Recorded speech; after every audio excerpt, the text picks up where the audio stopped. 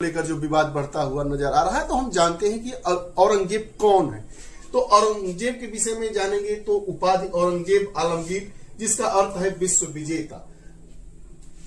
सत्ता 1658 में इसको मिलती है। हिंदुओं का यह सफाया करता है उत्तराधिकार युद्ध में भाइयों द्वारा सिकोह सूजा, मुराद को हराकर सिंहासन पर यह कब्जा कर लेता है। औरंगजेब के शासन का विभाजन शासन के 2 चरणों में करके देखा जा सकता है। पहले चरण की अगर बात करें तो 1658 से 1681, 1658 से 1681 के बीच में दिल्ली में रहकर उत्तर भारत पर शासन करता है। यह दक्कन का नियंत्रण अपने राज्यपालों को सौंप देता है। औरंगजेब के अगर शासन के विभाजन के दूसरे चरण की बात करें 1681 से 1707 के बारे में बात करें तो इसका जो पुत्र होता है अकबर द्वितीय के विद्रोह के कारण दक्कन चले गए, दोबारा कभी दिल्ली नहीं लौटा। 1707 में अहमदनगर में इसकी मृत्यु हो जाती है। औरंगजेब की नीतियों की अगर बात करें तो औरंगजेब की जो धार्मिक नीतियां थी वह कठोर सुन्नी इस्लाम का पालन करने वाली थी। इस्लामिक कानून को लागू किया और रूढ़िवादी विद्वानों को बढ़ावा दिया। इस्लामी कानूनों को लागू करता है और जो रूढ़िवादी विद्वान है उनको बढ़ावा यह देता है। धार्मिक नीतियों पर ही बात करना उचित है क्योंकि धर्म से ही जोड़कर इसे देखा जा सकता है।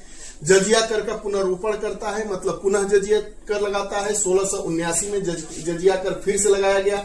हिंदुओं और अन्य गैर मुसलमानों के खिलाफ, हिंदुओं और गैर मुसलमान ऐसे लोग जो मुसलमान नहीं थे, हिंदू थे या किसी और धर्म को पालित करने वाले लोग थे, उन पर जजिया टैक्स लगा दिया जाता है।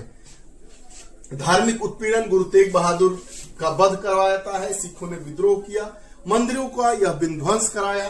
काशी विश्वनाथ और केशव राय मंदिर सहित कई हिंदू मंदिरों को इसने नष्ट करवाया। औरंगजेब की जो दक्कन नीति थी, दक्कन सल्तनतों पर कब्जा किया। दक्कन सल्तनतों में बीजापुर और गोलकुंडा आते हैं, इस पर यह कब्जा करता है। 1686 में बीजापुर और 1687 में गोलकुंडा पर कब्जा करता है। मराठों का प्रतिरोध होता है। शिवाजी और उनके पुत्र संभाजी ने औरंगजेब की नीतियों का कड़ा विरोध किया।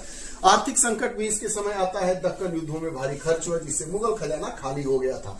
ये रहा औरंगजेब। औरंगजेब की जो नीतियां थी वह आज के लिहाज से या उस समय के लिहाज से धार्मिक कट्टरवाद पर निर्भर ही थी। औरंगजेब का विरोध हो रहा है, उसकी कब्र खोद कर देखा जा रहा है कि कब्र के नीचे क्या है। यह पूरा मामला तूल पकड़ता हुआ जा रहा है। आप टीवी चैनलों पर चारों तरफ इस तरह को देख सकते हैं, इस तरह के डिबेट को देख सकते हैं। हमारी यह जो कक्षा है इसका राजनीति से कोई लेना देना नहीं है, चूंकि यह चर्चा में है, इस पर प्रश्न पूछे जा सकते हैं।